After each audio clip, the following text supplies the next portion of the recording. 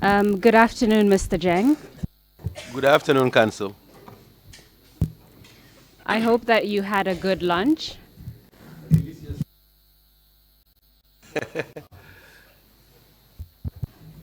So may I just remind you that you're still under oath? Affirmative. I'd like to clarify one point before we move on to your arrival at Yundum Barracks. When you use the term slammer, what do you mean? The jail, incarceration. Thank you for that. You're welcome. So just to continue, at this point, we're on the Wednesday when you were arrested, put into a vehicle, a convoy. It stopped at your house where you undressed, wore civilian clothing and handed over the military uniform you were wearing. And then you were taken to Yundum Barracks, is that correct? Affirmative. And I want to make sure this is clear for the record. Were you told why you were being arrested? No, I wasn't. Other than the utterance I had from Baba Imane that we must be under illusion or out of our minds if we thought that we, Wolof boys, will be able to stage a counter coup.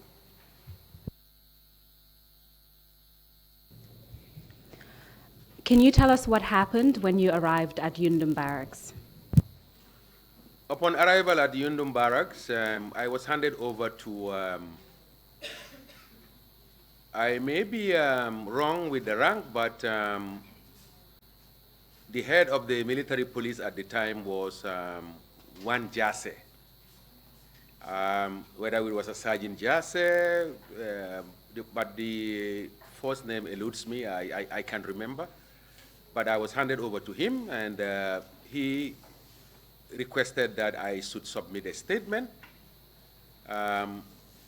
Initially, I inquired from him what statement, and he said I should give account of my activities and movements from 22nd July to that very fateful morning.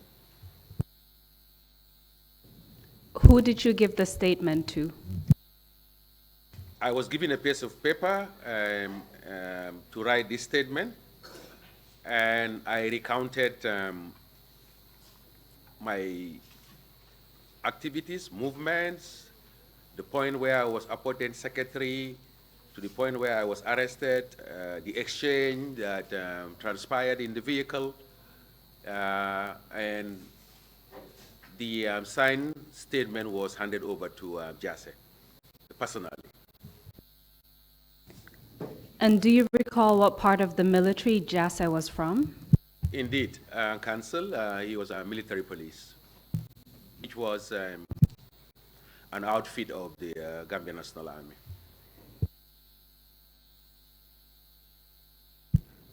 Following the statement that you gave, what happened next? I was briefly requested to wait, and I think there must have been consultation because I saw him speaking over the phone. Who was at the other end, to whom he was communicating to, remains mystery up to this day. But when he hung down the phone, he gave instruction to the same party that brought me there that I should be taken to the Central Prison, Smile 2. So do you recall how much time you spent at Yundum Barracks? It should not be more than 2 hours within that time frame. Did you observe anything in particular during your time at Yundum Barracks? Well, the usual movement of military personnel. And again, at the time, I was pretty focused and pretty much preoccupied with preparing my statement.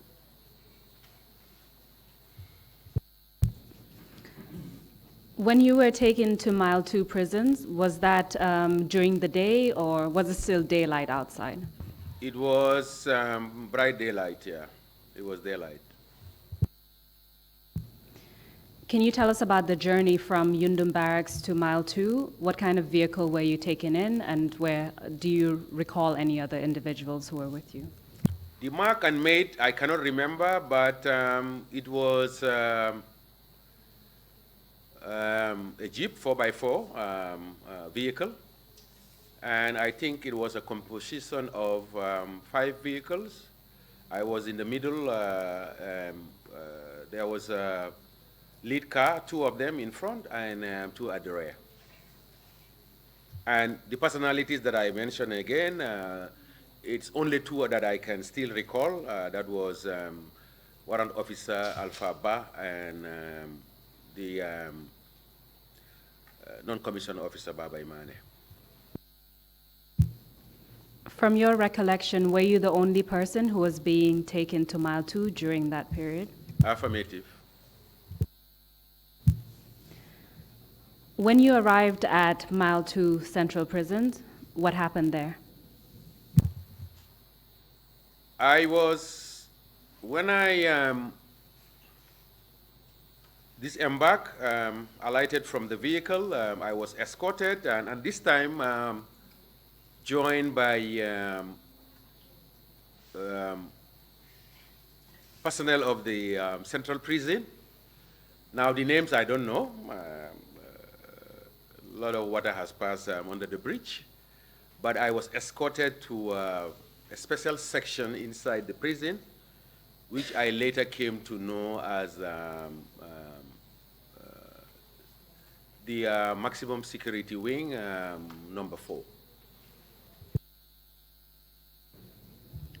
Can you describe the security wing to us? When you arrived, what did you notice? When I arrived at the entrance, it was on the lock and key. The main entrance gate was open. I was ushered in, and immediately I realized that the wing wasn't empty, that there were already inmates, and I was ushered into a cell, and I just hear the clank of the lock, and that was it. But I could remember, upon my arrival, I could not recall who recognized me, but somebody mentioned that Jeng is here, and I could hear Assistant Inspector General of Police Chongan shouting my name, and there was a cliche he used, Dogo, and then I answered. He said, well, I don't know, but we were expecting you here. We knew you were going to come here. But, you know, that was just the jokes and the initial banalities that we exchanged. Yeah. When you arrived at the Mile 2 prison, were you told what you were being arrested and detained for? No. Were you asked anything? Were you given any information? No. When I entered the wing, all they did was my belt was taken away from me. I had a wristwatch, which was also taken away, and I had a silver, gold ring that was also taken away from me.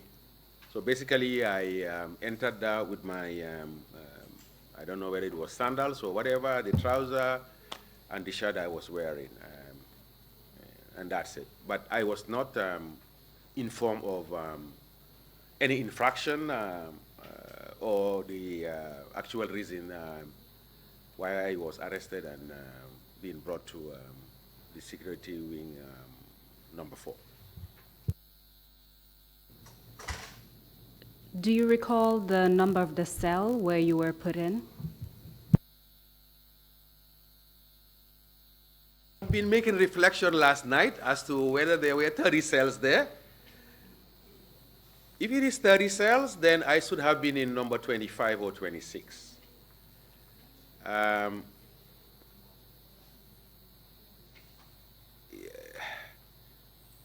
situation is such that, honestly, there are certain things, not only certain, a lot of things that I sometimes wish not to remember even as far as Mile 2 is concerned. And it's one of those that I had even forgotten my cell number. But it's either 25 or 26, which was home for 18 months.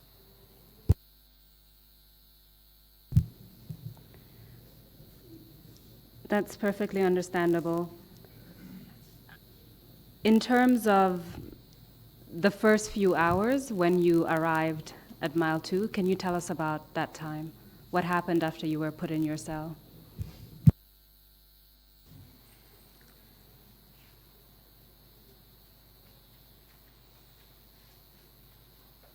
You begin to conceptualize and internalize your current fate and predicament. Is this really you? And thoughts are very discriminative. You cannot condition how you want to think.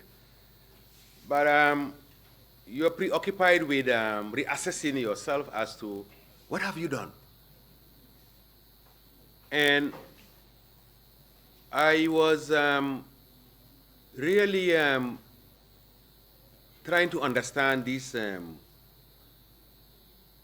declaration or statement that I had from Baba Imane, that is it truly a fact that the Wolof boys wanted to overthrow the junta? But then probably what I can also quickly highlight here is that immediately Assistant Inspector General of Police Chongan shouted my name. It was followed by mentioned of other colleagues like Mama Cham, Pacha, Malik Njai,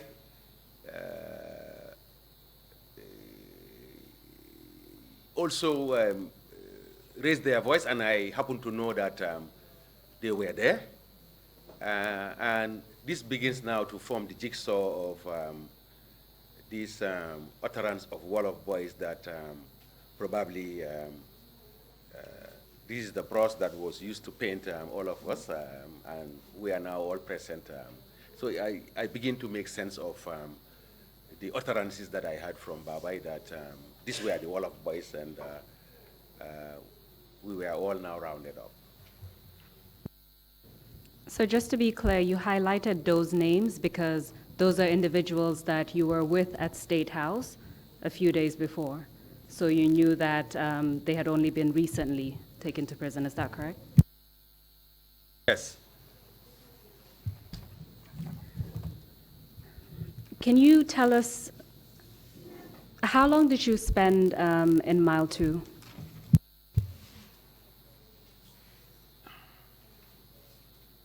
A period of 18 months.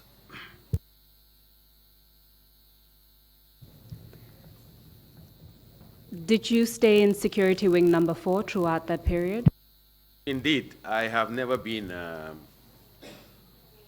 moved from my initial place of incarceration. I remained there up to the period of my release.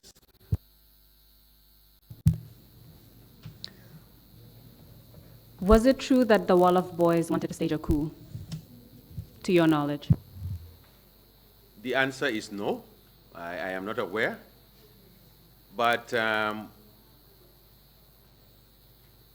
what I can state is that maybe our voices were heard a lot because most of the discussions that were taking place, particularly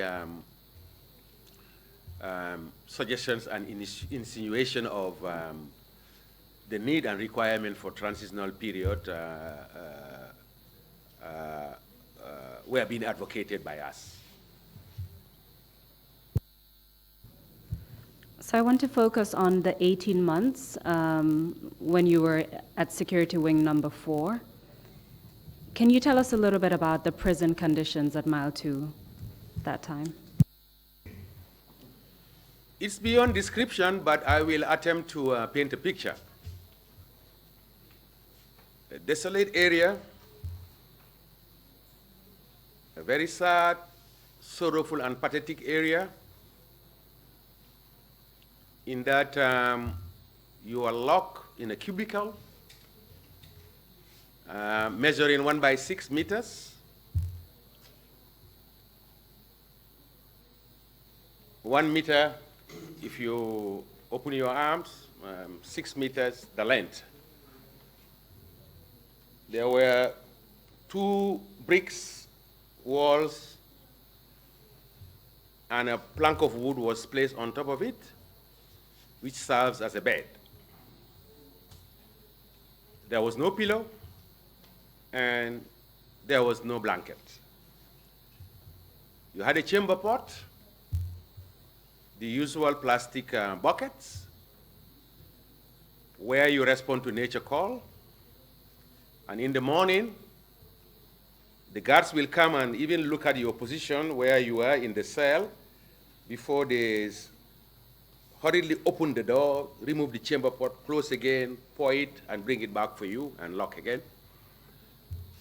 And then you had a plastic bottle, usually engine oil, the bottle. Is where they put water for you also to drink. It's not even properly cleaned because sometimes the smell and taste of the oil is there. There is a metal door, and atop a grill, open spaces, tiny bits, but with no mosquito netting. And you also have a small cavity called a window, again without mosquito netting, which serves as a passage for mosquitoes at night, because Central Prison is situated within a swampy area, so it's full of mosquitoes. But one can even deal with the mosquitoes because you are in a position to fight with them by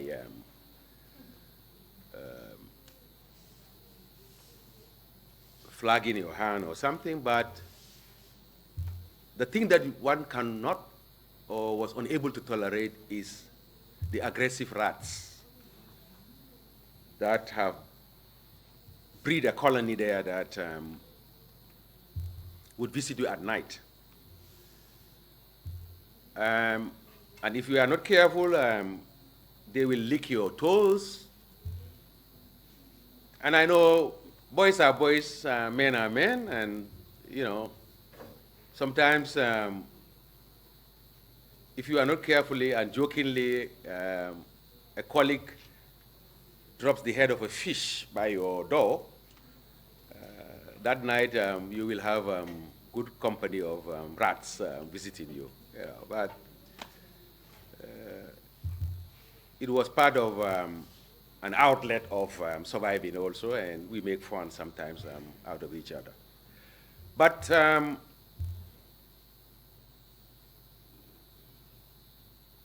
the place was not fit for human habitation or accommodation. This also leads me to the diet.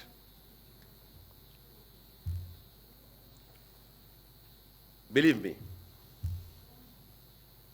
the food would not even qualify for animal feed, not to talk about for human consumption. In the morning, you are given what they describe as porridge. But this is not coos that they use to make the porridge. It is the chaff from the coos that they mix, and you have to eat it for your survival. Lunchtime, we're given rice and fish.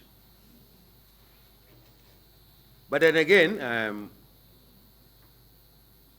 it's so horrible that when you look at the food, you don't know whether it's mbahal or benachin. You only know that something has been done with the rice, and bonga fish is put on top. You could literally even see the guts on the fish, the scale on it, because it's not properly processed. And I know my wife would be listening to me. She's hearing this. They know that I don't eat bonga fish now. And if you prepare benachin, it depends on the manner it is prepared. I know I just ate it now. After a casual look that qualifies it to be benachin, and I can eat it. And up to this day, I don't also eat sardine, because I have had fair share of my sardine for 18 months eating it. That if I smell the sardine, I'll throw up. In the evening, we're given chere. And the chere is full of sand. Sometimes we even wonder whether it's a question that the quantity was small, so they added sand there to make sure that we can all be fed. So you even prefer taking the chere dry so that you can clean it up and add sugar there and eat it. So that was our diet. Not to talk about the total lockdown, because if my memory serves me well, I think I got there in July. Almost 6 months to 8 months, 6 weeks, we were under lock and key. You are not even allowed to step out of the cell. And I think there was briefing also to security guards that they should be careful with us because we were dangerous. Because they gauge you when they come to do anything with you to your cell, they look at where you are positioned in the cell before they attempted to do anything. So this was the life we led, and this is how we lived.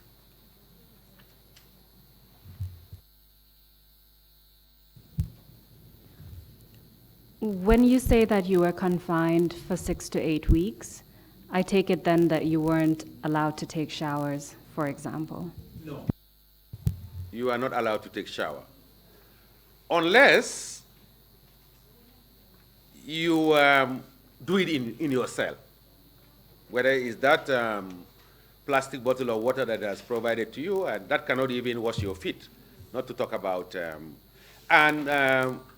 If you are not careful and you run out of water at a certain time of the day, forget it, because it's only the next morning when they come that they will refill, because you have no recourse of calling a guard to say that I am out of water, can you replenish? So shower was a luxury, and it was out of the question.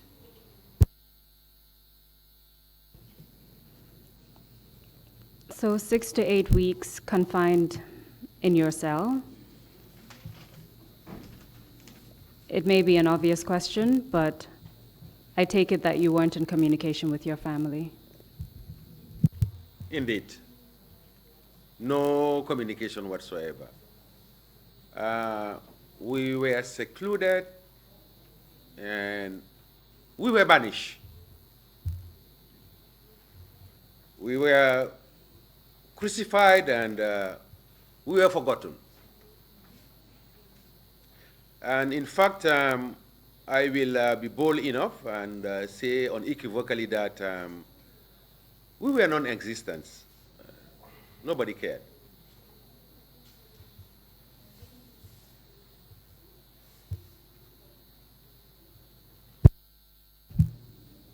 How did you cope during that period?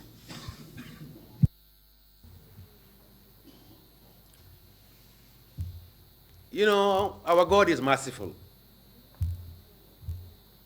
He created the human being in such that you have inner resources and inner inspiration that if you have the know-how and the understanding, you will rely on survival coping mechanism and instincts. And this is what prevailed and what made it possible that I am here before you today to be able to talk to you.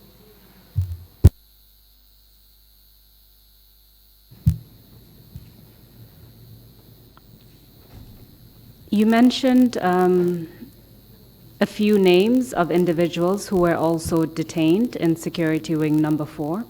I just wanted to have a fuller picture of the people that you recall. I will start it from the personnel of the Gambia Police Force.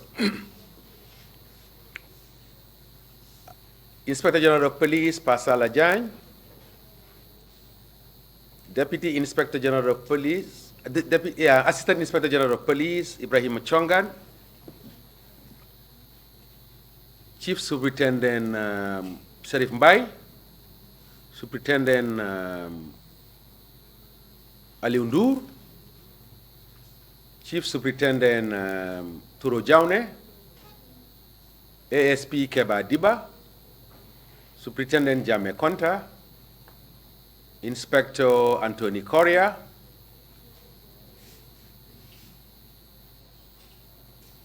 and my humble self. These are the ones that I can remember from the police. And from the military, as far as my recollections can serve me, you have Captain Mamadou Sonko. You have Lieutenant Sharif Gomez. You have RSM Abubacarr Jeng. You had Captain Samsidin Sar.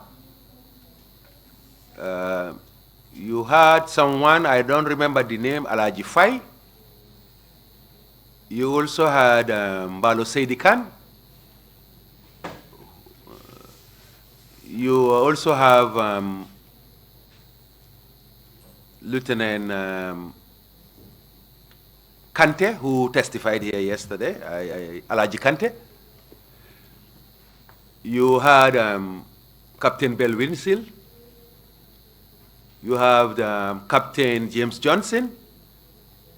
You had Lieutenant Yankuba Drame, who is the current Deputy CDS, if I'm not mistaken. You have Captain Mamad Cham, Captain Dur Cham, Captain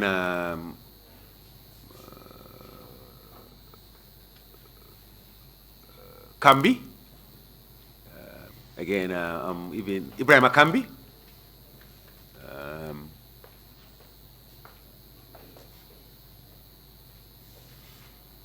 You also had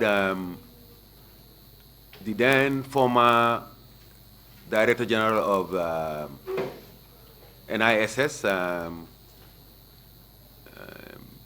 Keba Sise.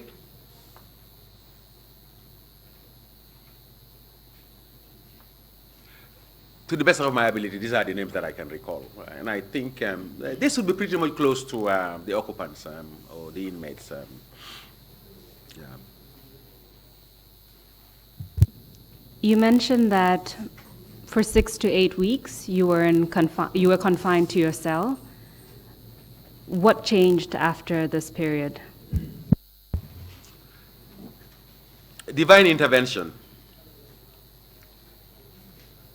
The turning point was first when the Red Cross Secretary General at the time, I forgot the name now, Senghor,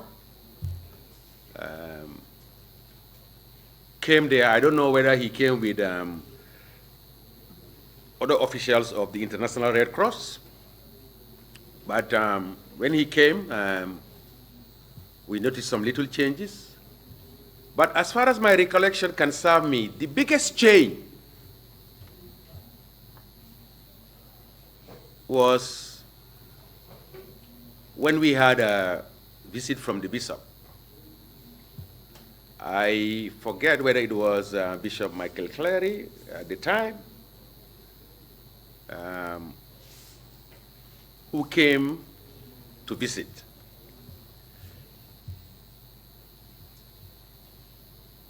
And I would like to indicate that when this happened, we saw a modicum of relaxation in terms of the restrictions that we were facing. We even got magazines and books that came from the church. And this really touched all of us. But I will not shy to mention that we were equally disappointed. Disappointed for the fact that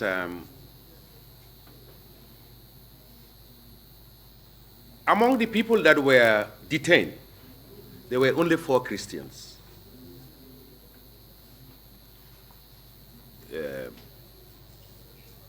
Captain Ben Wilson,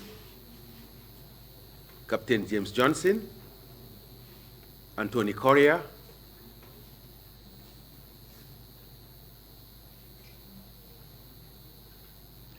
I must forget the other person, but if only 4 people could spur the bishop to come to, of course, I know that the bishop did not only come for those people. Even if that was the case, his mere visit brought about a lot of change. I'm quite sure when he came there, it was not only for these Christian colleagues and fellows, but for the good of all of us, and we saw the good. And the discussion at the time was,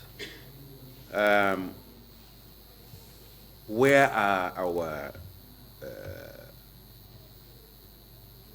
Muslim brothers, the imams, the religious leaders,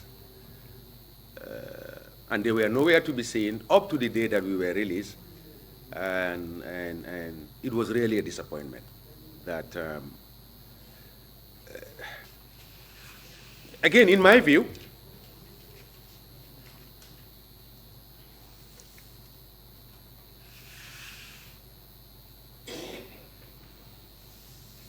we shouldn't allow religion to dictate governance, but the reality is that in our setting, religion plays a very important part and role, and they can ensure that justice and order is brought to bear. So in as much as you want to see that divorce from politics and governance and religion, in times of crisis, the best institution that is placed to mediate and bring about order and sanity is best placed with religious leaders.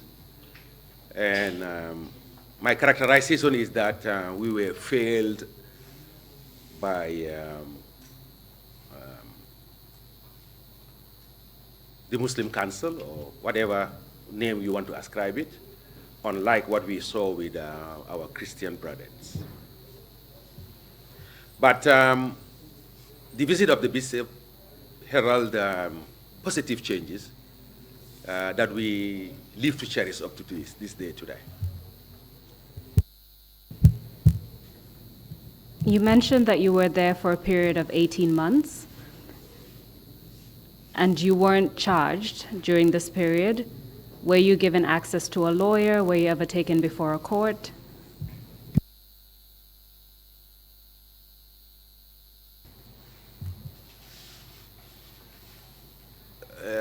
No, but before I answer that question, you also ask whether during that period anything happened. Least I forget an interesting and important development that occurred on the 6th of September. I was going to come to that, but if you want to preempt it, we can deal with it now. Okay, then let me go back to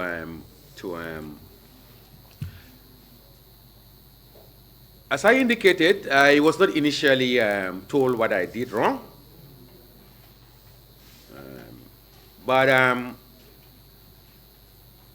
I cannot put a time frame to it, but I know that there was a commission, a panel, or whatever you want to name it, that was instituted by the AFPRC,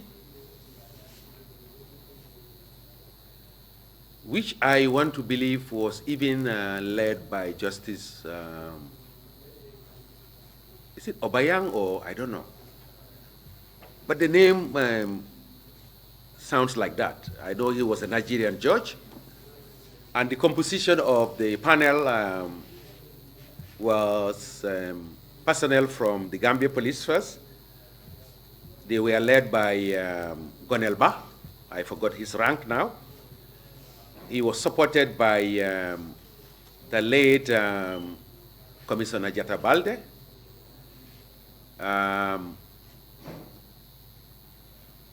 ASP by Nyasba, and I think at the time it was Inspector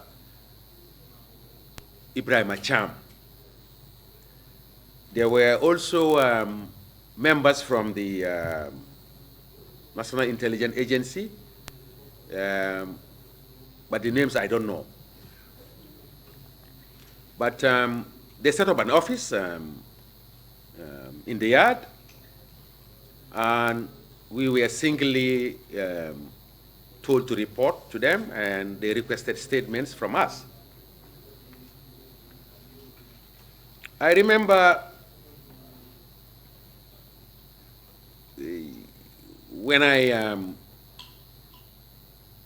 went before the panel,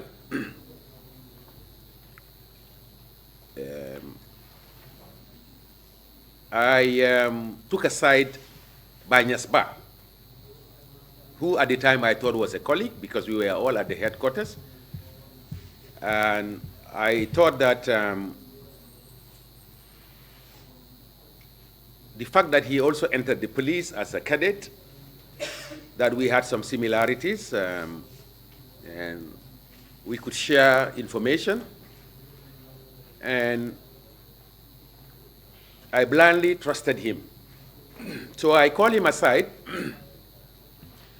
and I told him that I need his guidance on twofold.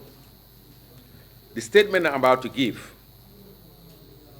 do I indicate that I still have some of the draft of the reports and minutes that I was taking, placed in a briefcase in my residence at Latel Kuda Jama? Or is it possible that for safekeeping, once they are done with mile 2, he can go to my father, ask him to open the, my bedroom, in order for him to take the briefcase and hand it over to my elder brother. And he knew my elder brother at the time. He told me, no problem. I will ensure that I will collect that briefcase and give it to your brother. 10 minutes after our conversation, I was summoned by Gonelba, who indicated to me that it has come to his notice that I have very, he painted a picture as if that was the end of the world, that I have sensitive material in my accommodation. This will form part of the panel. They want to see this. And how come I was in possession of those documents and all whatnot? I said, relax. There is nothing hidden about this. Maybe you didn't know. I was secretary to the council. How can I do my secretary work if I don't keep draft? Besides, this is secured in a briefcase on the lock and key. He said, regardless of that, he's going to provide an escort to me to go and to bring this briefcase to him. The same episode repeated itself. The ugly scene of the escort again going to my residence, soldiers taking position, threatening me that if I attempt to escape, I will be gunned down. I went inside. Of course, the whole family were crying at this time.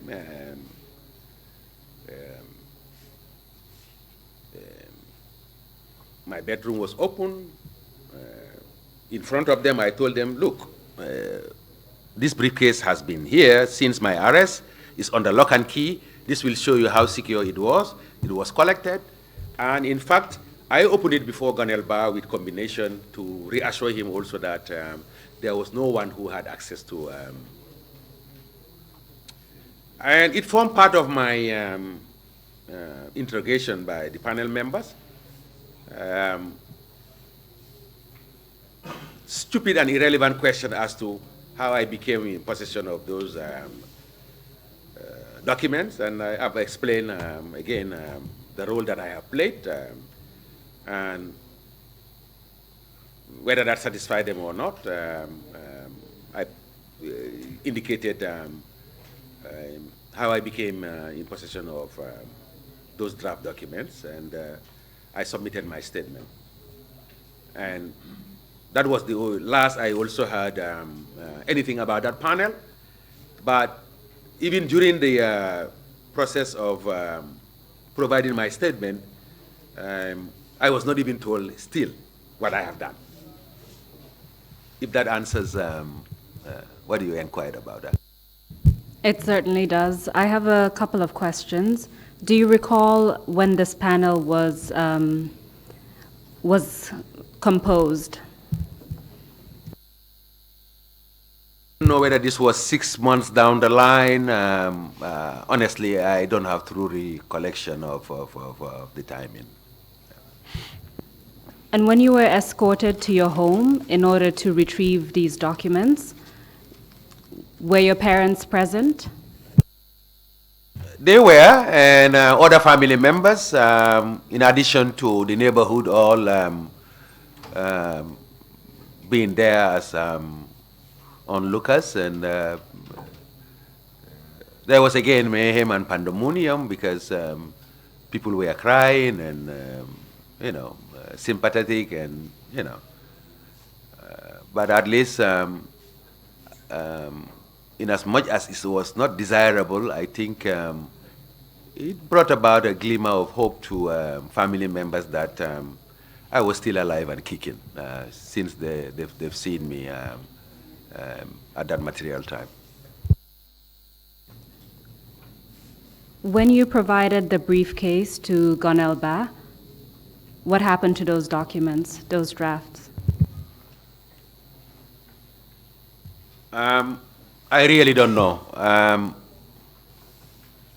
But I would just want to believe that they might have been handed back to the council members.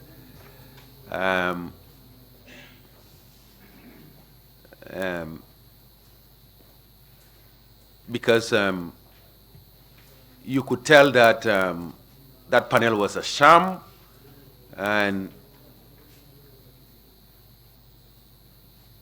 the composition and the team members also, their character, their behavior was also nothing to write home about. I classify them best as enablers. That's all. So I will not be surprised if they hand that back to authorities in State House. You mentioned that the panel, the proceedings happened in the yard. Which yard are you talking about? Mile 2, I think they were using the reception room. And did the panel explain what its mandate was? This is one of the reasons why I say it was a sham, because I doubt whether they had clear terms of reference. Maybe they were just told that there are some subhumans in Mile 2. Go and get some statements from them, because we were not regarded as humans by oral standards. And to my dismay even, and I will explain this later, but whereas you were conditioned to even work with the junta, which I don't think it was a crime, because we need to distinguish between the service one renders to the country and being an enabler or spoiler by aiding and abetting the regime. These are two distinct things. If your work requires that certain people are alleged to have done something, you are part of a panel tasked with trying to find out the truth, you could not say no when you were selected to be part of that panel. The least you can do is exhibit professionalism in the work that you do, but not blindly over rubber stamping a dictate of do best to find them guilty. And that is how I would characterize that panel. They were not the least professional in the manner in which they approach that work. I'm sure we'll come back to the issue that you've just talked about now. Can you take us through the events of September 6th and tell us what happened?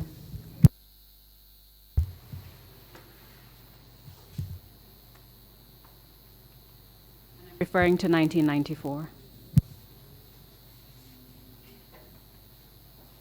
There was no one in the security wing. Each and every one of us had phobia for keys. When you hear a key and a door opening, you don't know what's going to happen and what will be coming. And especially if it occurs at a very odd hour, ungodly hour of 1 a.m. in the morning. We hear the main door, the lock, the door being opened. I think even half of us were asleep at that ungodly hour. But you could hear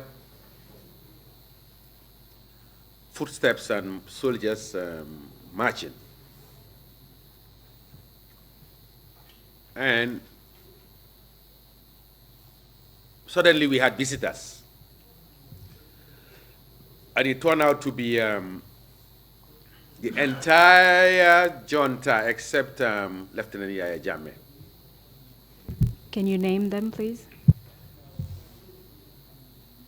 Again, based on seniority, they were led by Sabali, Sana Sabali.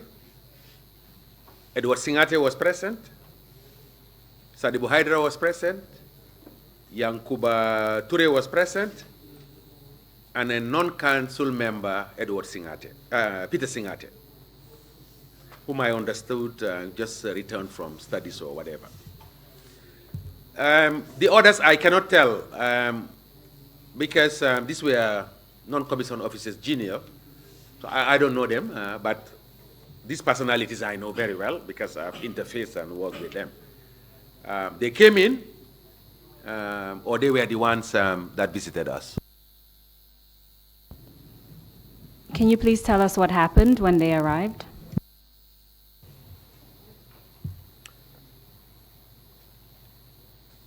The first person they asked for was, where is Captain Mama Cham? And at this time, they were accompanied by some prison officers as well. And names I cannot remember, but I think it was the deputy or the acting or whatever, and to say he was there, that much I know. And he led them to where Mama Cham was. Mama's cell was open. He was handcuffed behind and was requested to crawl. Do you recall who requested him to crawl? It's either, I don't know exactly who, but it's either Edward or Sana. But this is not something that someone told me, because my cell was positioned at around 25 or 26, and Mamad was further down this side on the other opposite row. So when he comes out of his cell, there is no way that he can pass through that narrow corridor without me seeing. And I was standing by the door. I could see what was happening. He was kicked, hit with rifle butt, and taken out of the immediate wing. Then we had shots of volley firing out, and we all entertained the idea that he's been shot dead. They came in again and inquired where is Assistant Inspector General of Police Chongan. Similarly, he was handcuffed and was asked to crawl. This was accompanied with kicks and assault with rifle butts, and he was taken away. We also had gunshots and presumed that he was also summarily executed. They came back again and said, where is Jeng? And mistakenly, and to say he was walking towards my cell. But when they saw my face, they said, no, it's not, it's RSM Jeng we are talking about.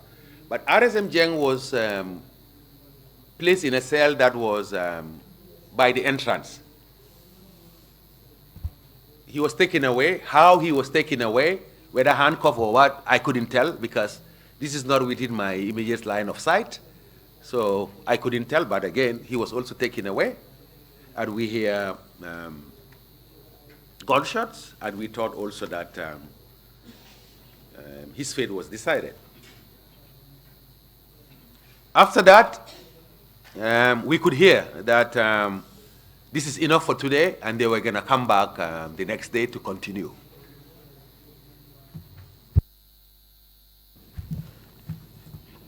During the time when they were taking out detainees and hitting them and shooting in the air, did you hear them say anything? Do you recall anything in particular that they said during that period?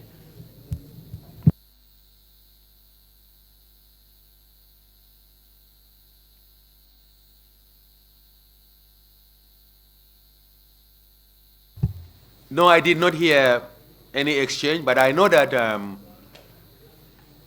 among the lot, Edward Sinatra was more brutal than any of the others. And all of them were drunk. They were all intoxicated.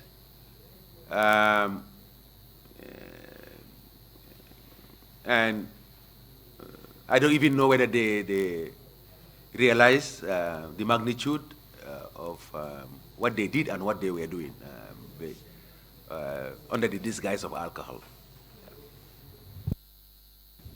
Why did you describe Edward Sinatra as more brutal than the others? Because I personally saw the manner in which he had kicked both Mama Cham and Chongan whilst they were crawling.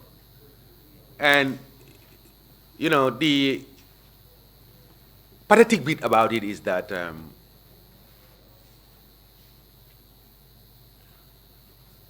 you handcuff somebody, his hands are behind. I don't know whether the legs were also tied. And then you expect that individual to crawl. How? And I could recall Chwangan saying, how can I crawl? They said, just roll like a snake. So virtually he was crawling with his belly. Yeah? You know, he will make a cover space by, you know, flunging himself with his belly and then moving like that. And this was accompanied with kicks and assault with the rifle. And again, this was a pure act of cowardice. You see, believe me, in the animal kingdom, there is some semblance of order, and there is also a modicum of regard for each other.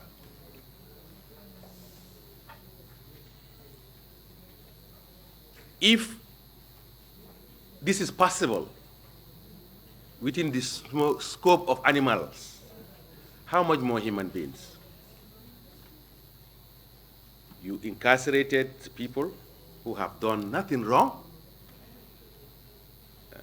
They were helpless, defenseless.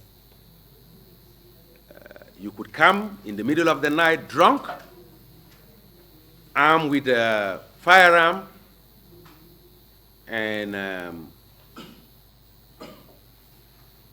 literally abuse these people like that, then you are subhuman.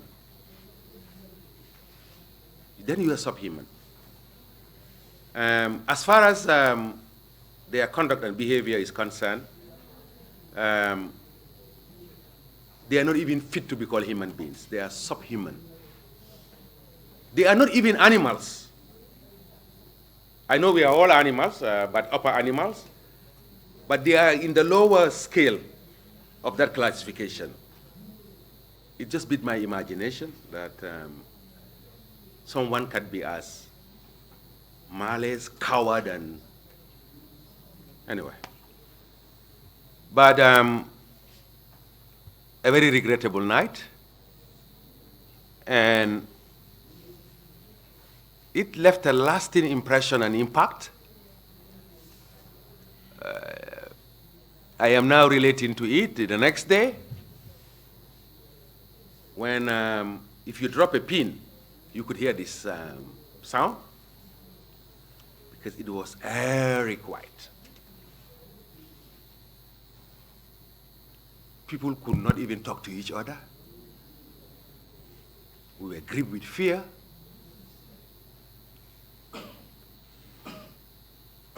And I know that the statement that I gave you, I have deliberately indicated that there was a colleague who lost his sanity.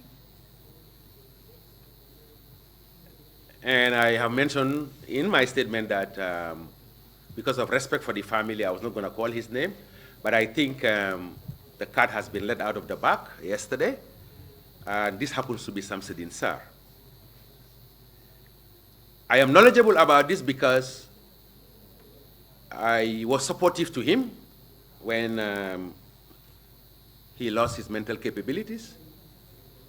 I will be holding the food, and it will be Dr. Njai who would be feeding him. And I think this went almost for a week. That just shows you the gravity and the degree of the trauma that event has left on people.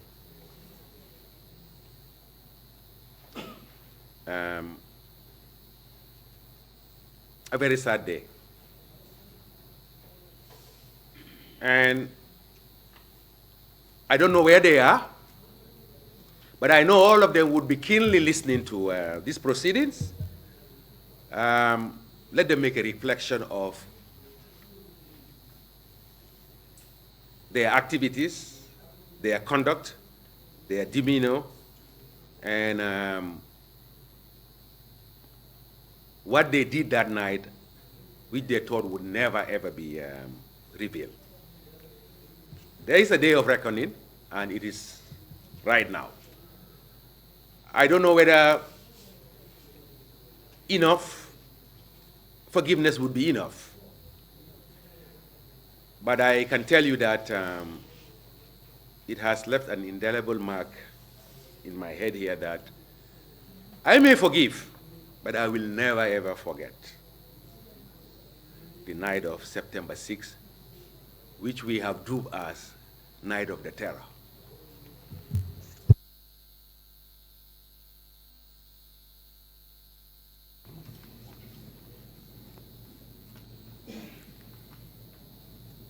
After what happened that night, one of the things you were told by the members of the junta who came there was that they would return. Affirmative. Can you take us through the following days and weeks after that, just to give us a sense of the mood and how you felt during that period?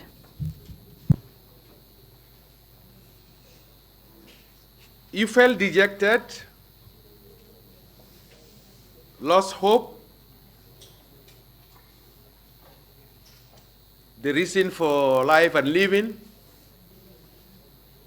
particularly when you just think about the fact that 3 of your colleagues have just departed this world. In the most horrendous and barbaric way, as we saw. And you cannot forgive yourself that you couldn't do anything to support and assist them, but you were helpless. You are full of remorse.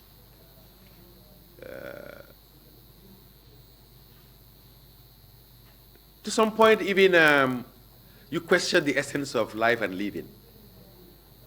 And especially what was even much more inundating was the fact that you were living on borrowed time, because they told you they are coming back. You don't know when. At least at one point, you would just even advocate that, let them just come and do it, and then you are history. But then living in that perpetual suspension, that it could be today, it could be tomorrow, it could be the next day.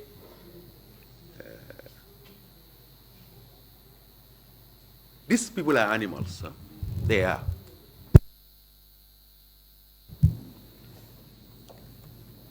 When did that feeling that they could come back end? I can only speak for myself. That ended the day that they were brought back as a result of the arrest and detention of Sana Sabali and Sadibu Hydra. At least there was huge sigh of relief when we saw colleagues that we thought were dead, were massacred, buried and forgone.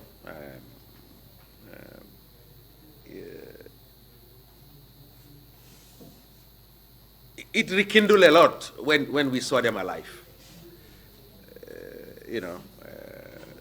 and to some extent brought back some kind of sanity to your person by seeing your colleagues that you thought you will never ever see them again, that you let down, that you couldn't help, and you know, for a moment, it was a nice feeling to see them back again, that they were alive. I note the time, so I just want to ask you a few more questions about your time at Mile 2. Do you recall who brought in Lieutenants Sana Sabali and Sadibu Haidar, second lieutenant?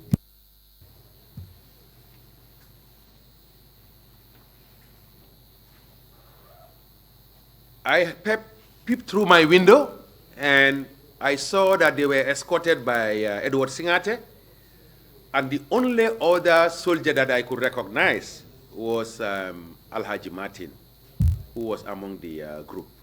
But the rest, I don't know.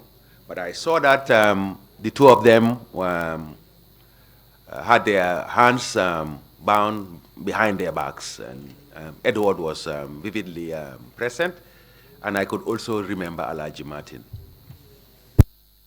Do you recall which security force Alhaji Martin belonged to, as well as his rank? He was originally with the Tactical Support Group, but he's been absorbed now by the Gambia Armed Forces, and I think he is now the current Inspector General of Police of the Armed Forces. What was his rank at the time?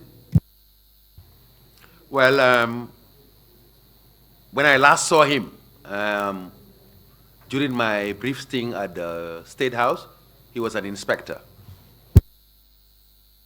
with the Tactical Support Group at the time. After Second Lieutenant Sana Sabali and Sadibu Haidar were brought in, did anything happen to them? Well, intermittently, we knew that they were subjugated. I could imagine if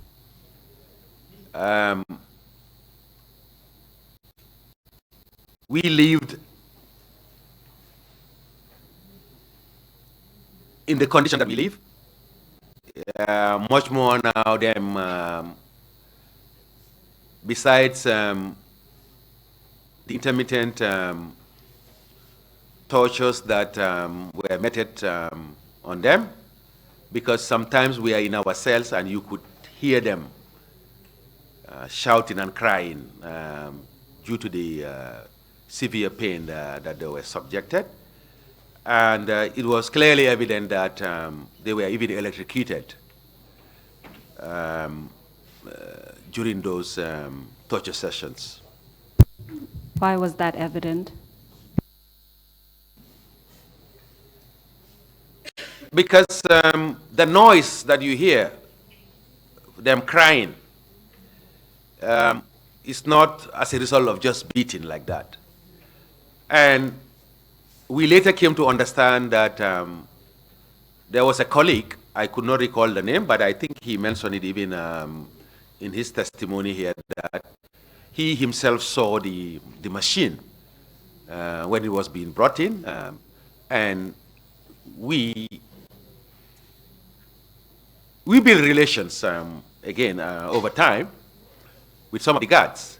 Not all of them that were bad. I had cultivated two good security guards that were useful to me. They were the ones I used to send home when I need money or when I need provisions.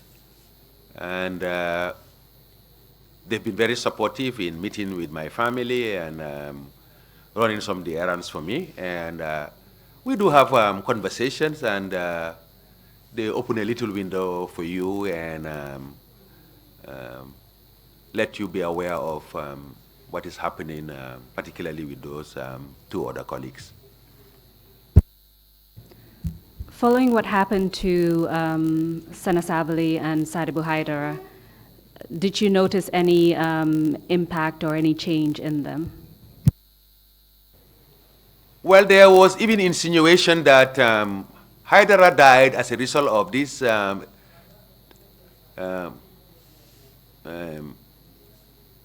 torture, particularly the electrocution, because he had high blood pressure, and this aggravated his condition to the extent that I once saw him, I don't know whether through my window or so, when he was being taken to hospital and being brought back, that he was bloated, as if he could not, but you could see that his body has swelled, and he was a wreck as far as his appearance was concerned. And there is a lot of information or insinuation that his health condition deteriorated to that level as a result of this torture, but most particularly the electrocution. Before we move on to the next topic, you told us the position of Alhaji Martin right currently. Do you know what his rank is now?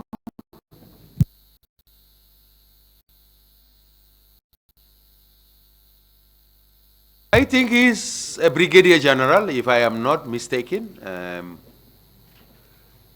But I could not conclusively say that, yeah, that's the rank, but that's what I thought. I don't really know. Can you tell us about your release from prison?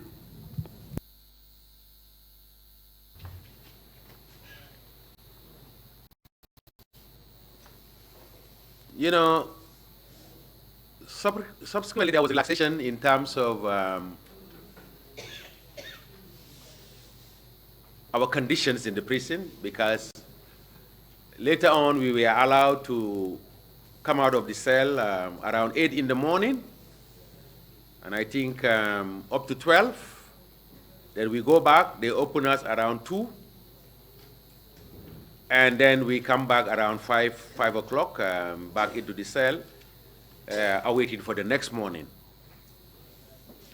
I cannot remember the precise, but I think it should have been a few days before Christmas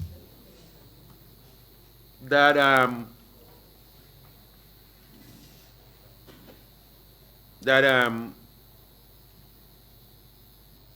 I completed the second break, and I was locked in. That was the last lock-in, looking forward to the other day, that my name was called, and Major Maling Jai and Mbalo Seidikan, that we were supposed to report to the reception. And while we were going there, we were also instructed to collect all our belongings. And when we got to the reception, we were greeted by the then Inspector General of Police, Jibril Juf, and the then Chief of Staff of the Armed Forces, Abubacarr Jatta, where we were told that we've been released. And I was taken home, transported in the vehicle of the Inspector General of Police, me and him alone in the car. And Malik Jai was, Major Malik Jai was taken home by Abubacarr Jatta, who was the Chief of Staff at the time. And I remember on the way going, Mr. Jibril Juf, the then Inspector General of Police, gave me a brotherly advice that now we are released. I should be careful who I talk to and what I say about the conditions in that place, because you never know who you will be talking to and where that information will finally ended up, and that I was also required to be reinstated back to the services. Then he later took me home, and when we got home, he mentioned this thing to my parents, and he left.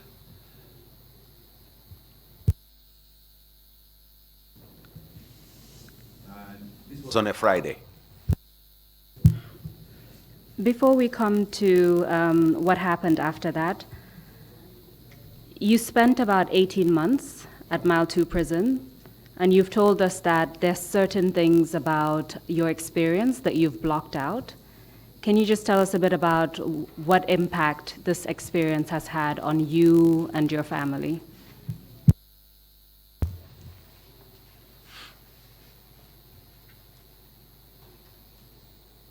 I remember the first night, even though now I was privileged to lie on a cozy bed, I was gripped by guilt. Here I am with my freedom, but I was so guilty that I have left other colleagues behind.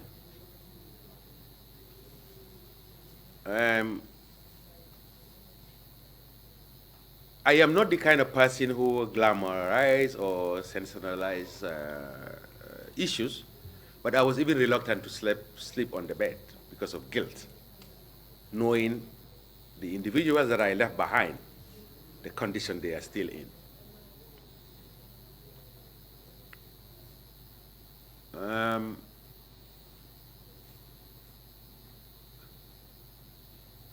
You also struggle with your sleeping patterns. Here you are now with your freedom, you are in your abode, but anytime a door is open or closed, it triggers sentiments and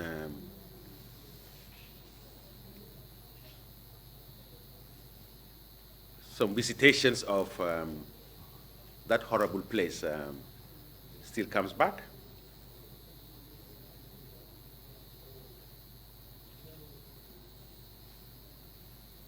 And regardless of the fact that you even go and take a proper shower, because traditional settings, I went to the sea to cleanse myself, you know. Now you have the luxury of using sponge and taking proper shower and facility of deodorant and all whatnot. But for some reasons, the smell of that place still lingers psychologically. You still want to believe that that stench of that horrible place is still with you. Not to talk about even when I was, whenever I passed through Mile 2, subsequently, 100 meters before reaching Mile 2, I block my mind. I don't really want to look in the car, just to make sure that I don't even look at my right or left to be reminded about that place. This guilt, remorse, even though you have your freedom, but the mere fact that there were colleagues that you had lived with, shared things in common, unless everybody was free, you were not free. This perpetuated for a very, very long period of time. And I think it only improved a little bit when we finally became aware that there was not a single individual that was left in mile 2, as far as the original group of people were concerned. I was not married at the time, but it was incumbent in me to let my spouse and my children be aware for history and for posterity. I had briefed them, informed them of what happened, who did what we went through.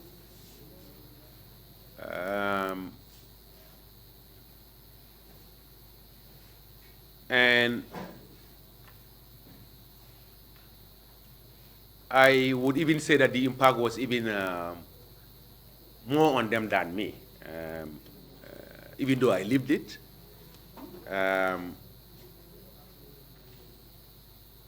But they were really touched and traumatized with the accounts of what I gave them. But of course, over time, we hope they will heal, as I am also still in a healing process. And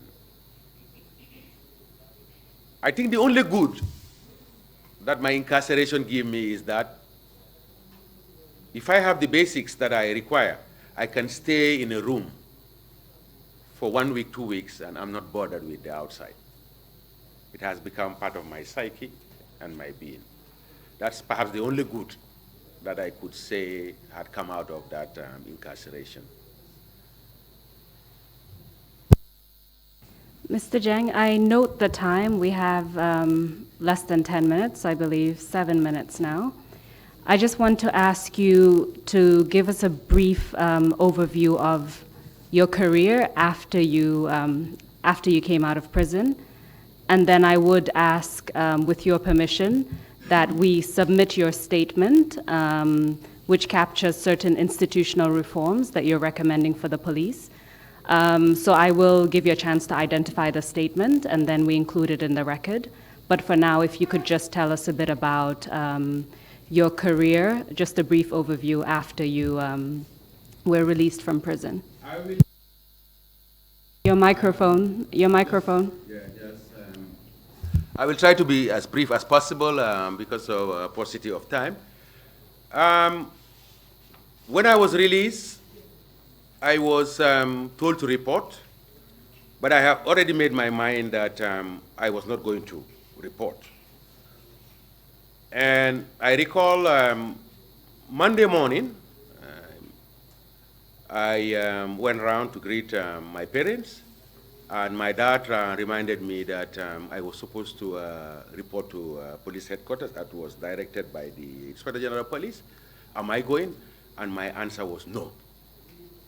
He asked me why. I said, I am not the kind of person who will be detained for 1 year, 6 months, only to be released, not told what you have done, and only to be called back and say, go back and continue with your work as business as normal. So I'm not going. He then asked, what are you going to do? I said, I will pack my bags and go back to UK. And he said, when you go to the United Kingdom, what are you going to do? Then the realization dawned on me that that is going to be a wrong choice. Wrong choice for what? I had spent 7 years, almost getting to 8 years in the UK, doing my studies. There is no kind of work that I haven't done in the UK, ranging from cleaning toilets, selling in fast food chains, Wimpy's and all whatnot, printing T-shirts. I've done it all to survive and be able to meet my educational challenges. And I consciously made the decision in 1993 that I was coming home. I was no longer going to continue doing these menial jobs. Now, with this realization that I said I'm going back to UK, even though I had family there, 2 brothers and a sister. Going back to UK to do what and for what? Prompted me to say then it's the wrong choice. Let me go back to police headquarters and hear what these people have to say. And before I move on now, just a quick one. I also want to correct an impression or a perception that it is not everybody, as it was painted, who went back to work was a sellout or did it out of desperation. No. This is our country. It did not belong to Yaya Jammeh. It did not belong to the junta. It belonged to Gambians. And it was a realization that I couldn't go back to Europe to do those menial jobs that I have left behind and come back. If nothing, I had more than choices against a lot of people of what I could have done. But I decided to go back to work for my country. And time would not allow me why I said that it was even good that I went back, because I went back as a change man, and I was not among those officers who would be bullied by small rats because they have affiliation with the APRC, or because of their tribal affiliation or not, who would even tell an Inspector General of Police, you need to do this, and they do it. I have other colleagues, they are around, they are hearing me. I used to stand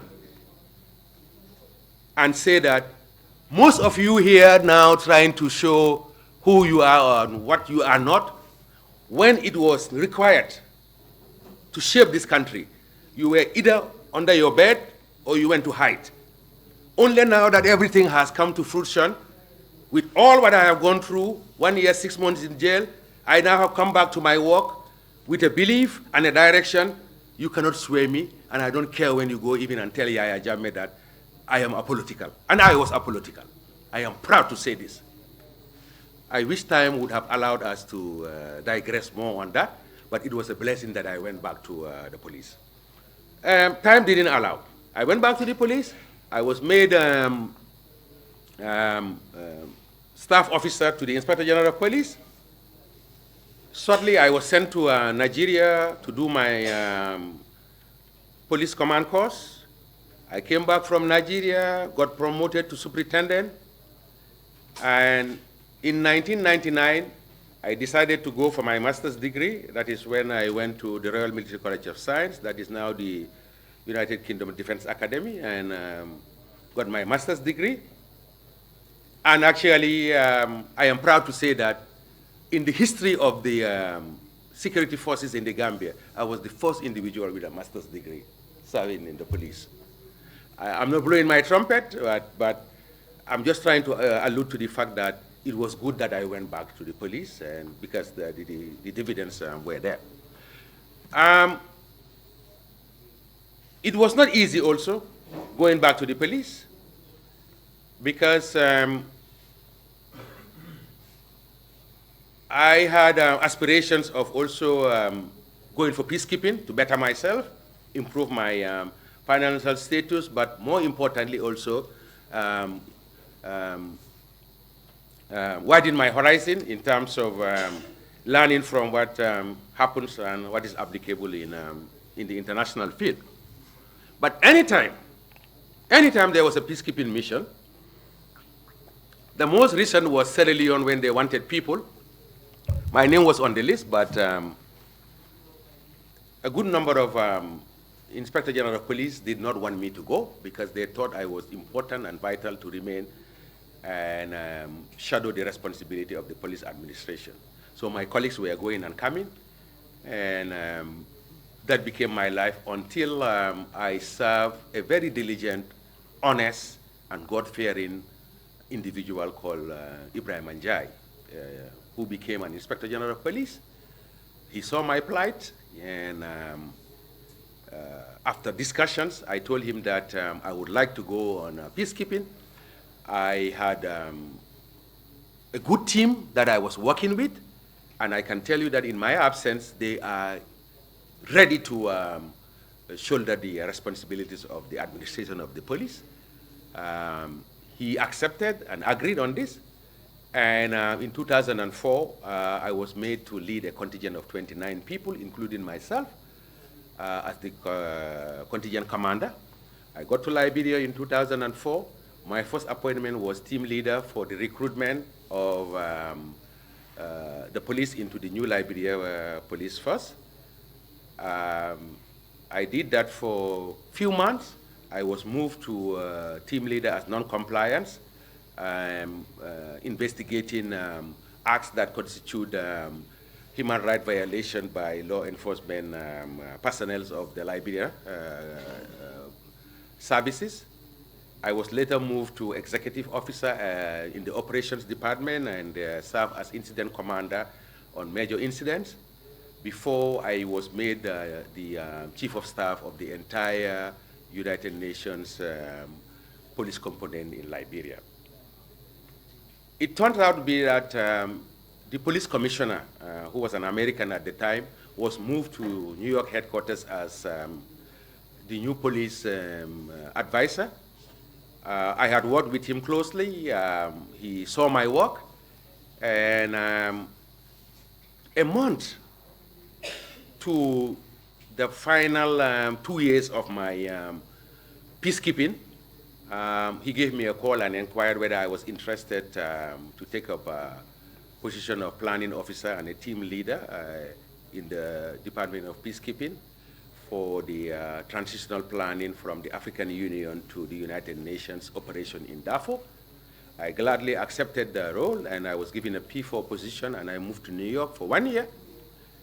And time will not allow me, but again, there was a lot of things that we have done when we were in New York in terms of things that will benefit the police, but you know, I will wrap it up. I did 1 year in UN headquarters. I was returned back to Liberia, this time around as a special assistant to the new police commissioner. I was in Liberia again from 2007 up to 2012 before I was offered another position in Darfur as first field security coordination officer, which I did for 6 months. Then I was moved to policy and plans unit, responsible for promulgation of standard operating procedures, drafting policies, concept of operations, and the like.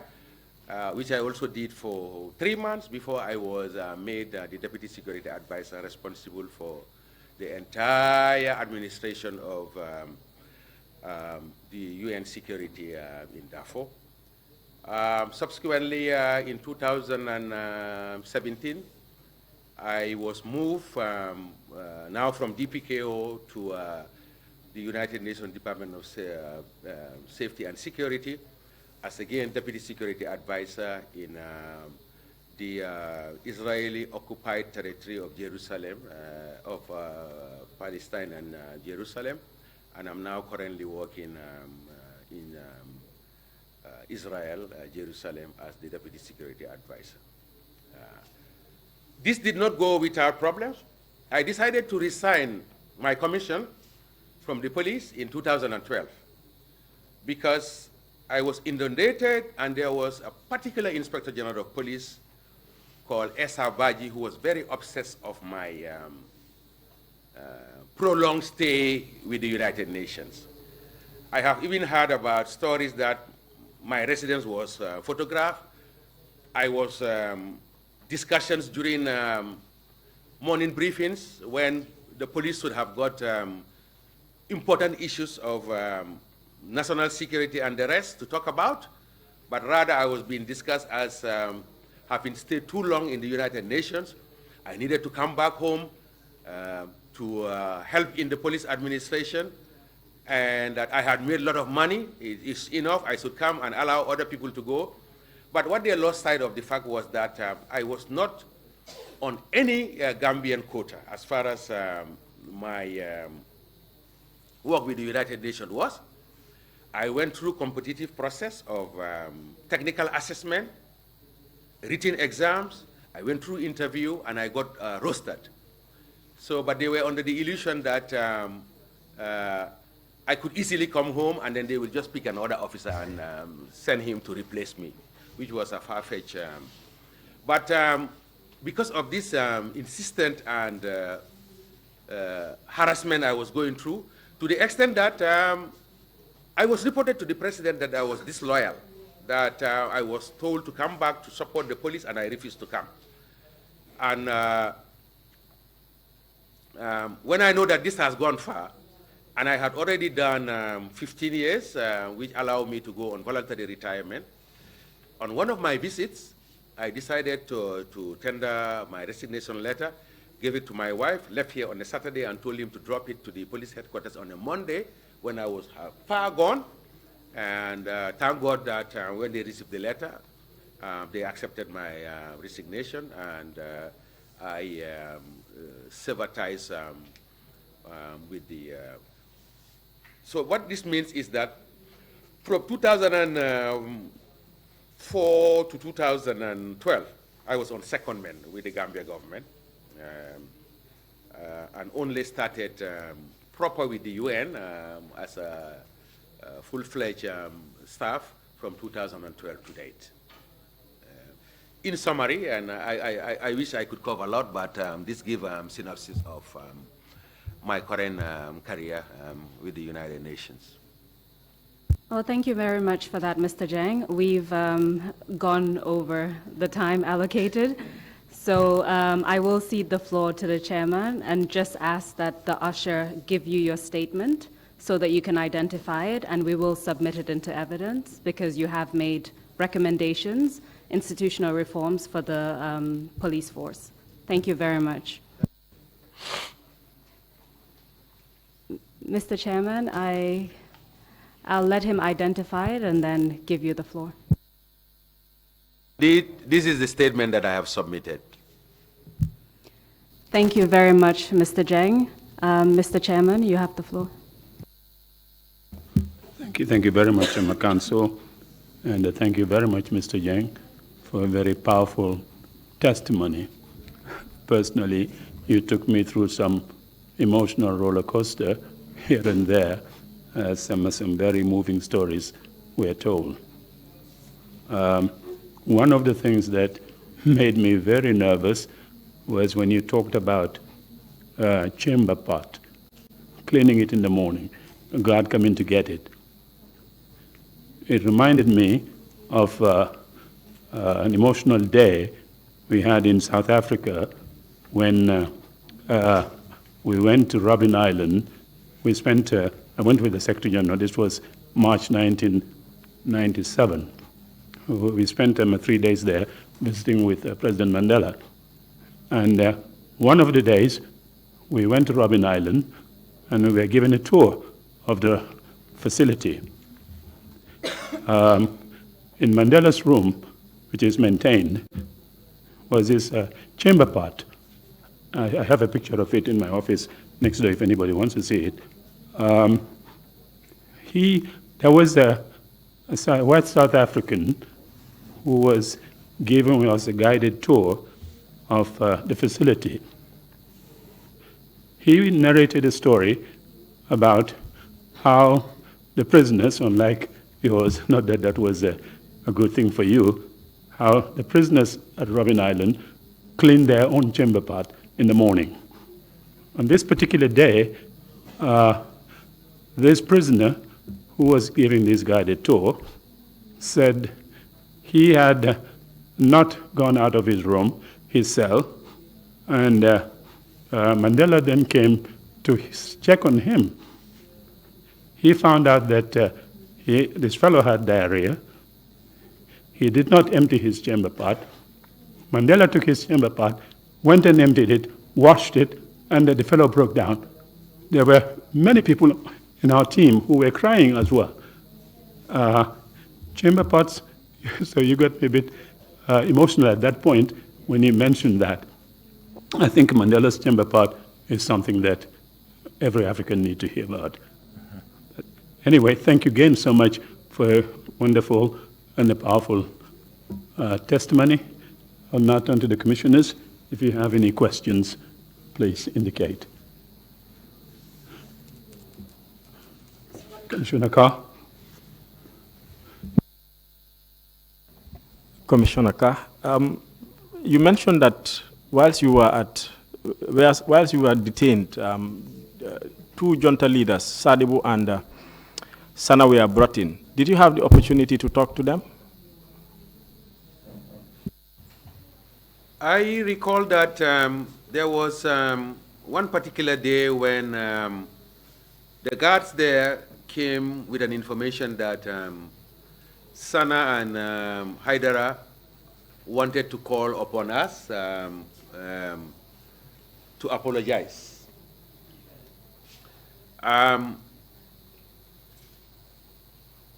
This was not received well.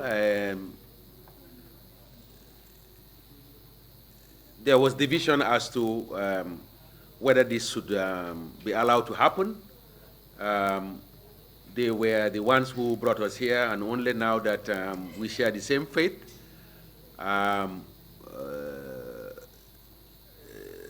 then this is the only time now they are thinking about us and wanted to come.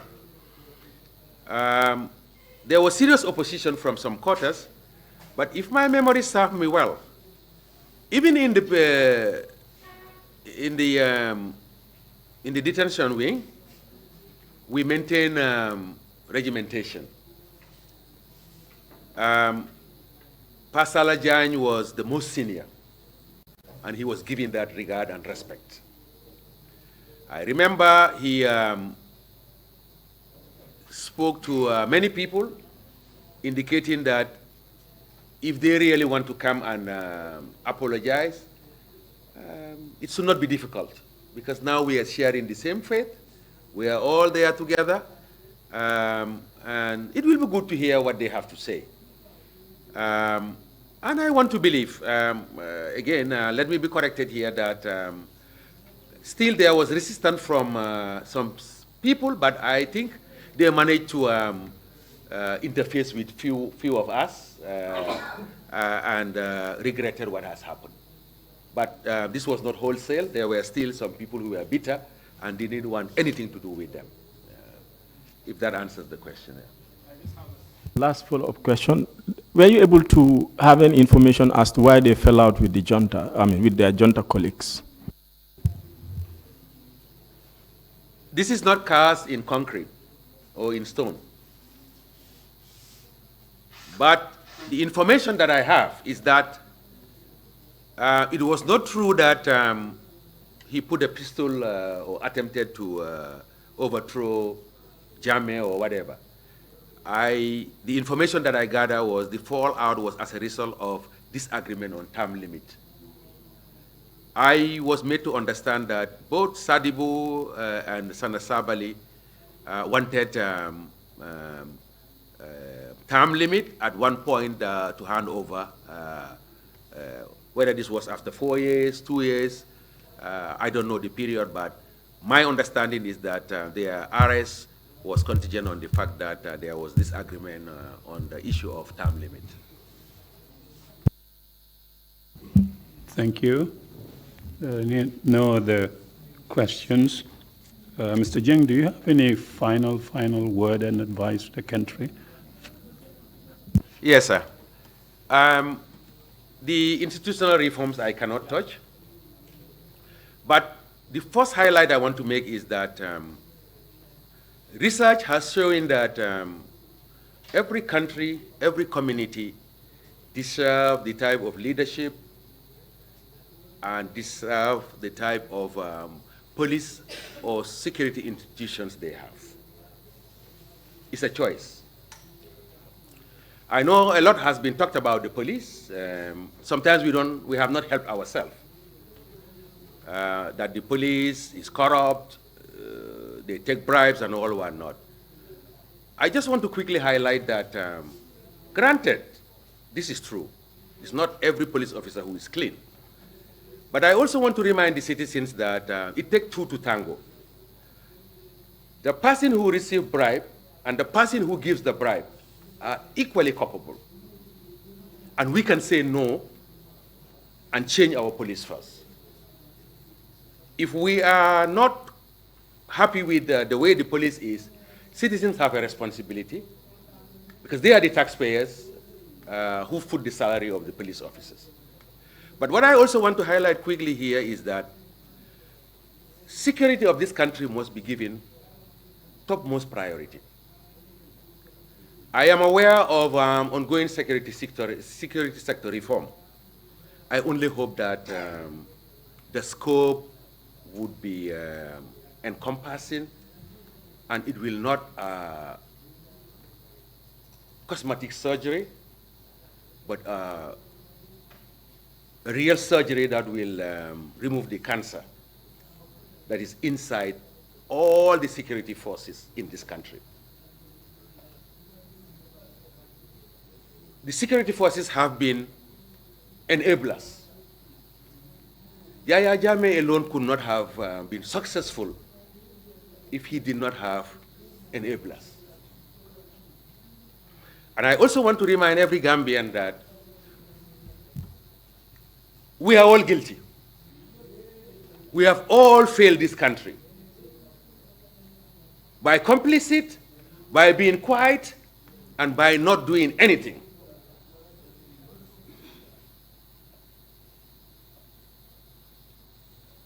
We have a very serious problem in this country. Average Gambian is stoic. We easily resign to fate that everything that happened is Allah. That's a sin. God gave us brains to think. And those days when manna will fall from heaven are long gone during the period of the prophets.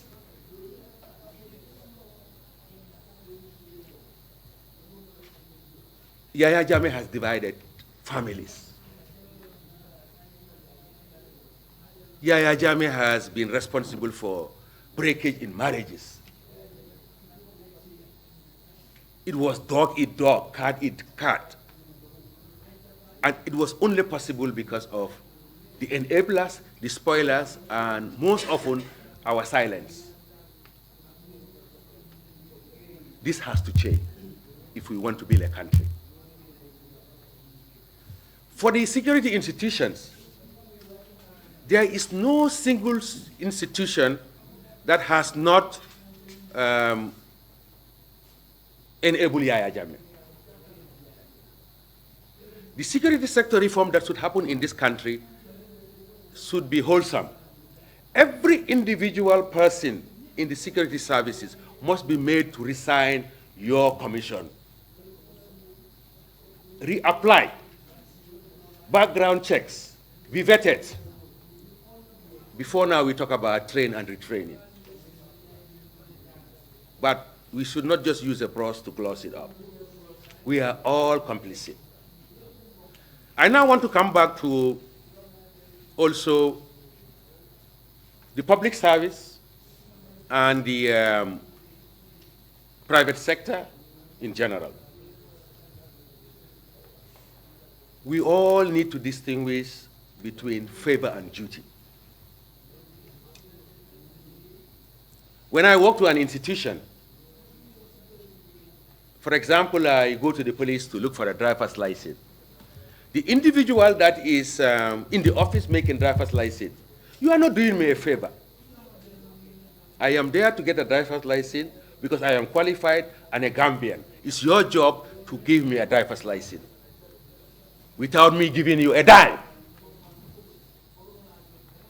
But it is different. If I come there and beg for something, which is a favor, you may be inclined to say, no, I am not going to do it. But the work that you are paid for, there is a need to distinguish between favor and duty. And it's a problem in this country at the moment. People cannot distinguish between the job that they are paid for, that service they need to render, against favor. I also want to quickly just highlight the indiscipline in this country as well. There is a lot of indiscipline. I will just give a quick example of the conduct of drivers on the road. Sometimes you don't even know whether the road is 2 lanes, one going this or coming this. It has now turned to be 6 lanes. Taxi drivers, private vehicles, 2 vehicles are coming this way, 3 are coming that way. You know, it's a shame. And all is due to lack of discipline. And sometimes we just keep our eyes. If I am in a vehicle being carried by a person, if you are doing the wrong thing, I have a responsibility as a citizen to tell you, look, what you are doing is not right. If you are in a taxi, he is taking the shortcut, tell him, follow the line or else I will not pay you. Then we will begin to see semblance of order in this country. We must strive to build a prosperous country, be able to bequeath something to our offsprings and the generation that are coming. There was a hard-earned freedom, but we must also be very careful to cherish it and not to spoil it. Gambia have decided, and it's true we have decided, that's why we are seeing all these things. But I am now even appealing to Gambians to even say that, let's move away from that slogan of Gambia have decided, because we've achieved that already. Let's now adopt a new slogan to say Gambia first. What do I mean by Gambia first? Everything you are doing, whether I am seeing you, the chairman is seeing you, the council is seeing you, or we are not seeing you, remember that God is seeing you, and do the right thing, and the right thing is work for your country. Work for your country, service to country. I also want to enjoy, especially the security sector and public service and leaders, government, cabinet, or whatever. Let's all try to be apolitical. What do I mean by apolitical? Let the politician do their politics. But if you are a civil servant, do your work as a civil servant, and that is rendering service. Try to do your best to be able to build institutions, build systems, evolve processes and procedures, leave a legacy that one day, if you step out, whoever comes into that institution will be adaptable to those systems and policies that are in place, and we will see a quick turnover in this country. If you look at our neighbors, they have a cadre of technocrats. Governments come, they change, but they remain there. This is why you see the difference in the dispensation. I will also close by saying, I know time, that whether it's perception or passive, but I am a little bit concerned also in terms of whether we are not seeing corruption raising its ugly head again in this country. It might be perception, but sometimes I am alarmed by what I see and sometimes what I hear. Sometimes you even hear people telling you that if you don't take your share right now, then you are a fool. That's a concern. We should put this country first. And the other aspect I really want to touch, I know time is really pushing me, which is I am also concerned about tribal issues. I want to encourage the government even to consider removing the word tribe in all official documents. Let us all be seen as Gambians rather than a Wolof or a Mandinka. I think it will help. We can just take a cue from Rwanda. And examples are abound, but I am just a little bit of concern in the direction that this hard-earned peace and everything that people do, whether right or wrong, they say is democracy. For God's sake, democracy has tenets. And if we live by democracy, it calls for the highest code of conduct and decorum. I just appeal to every Gambian that take a moment, whether it's today, day after tomorrow, within the week, but as soon as you can, 5 minutes of your time, make a sober reflection, take stock, and see what you can change to better this country. This is the only country we have. I am the son of the soil. I want to die and be buried here. And I am also an advocate of leaving a good country for the future generations that are coming. I thank you all. Thank you. Thank you very much, Mr. Jeng. It's very, very kind of you indeed. Thank you all. Thank the legal counsel. Splendid work today. Thank the audience. Thank the interpreters. And also my fellow commissioners. Thank you all, and the secretariat, of course. Can't do without you. But thank you all very much. Tomorrow, 10 o'clock, we meet here again. Thank you. Meeting is adjourned.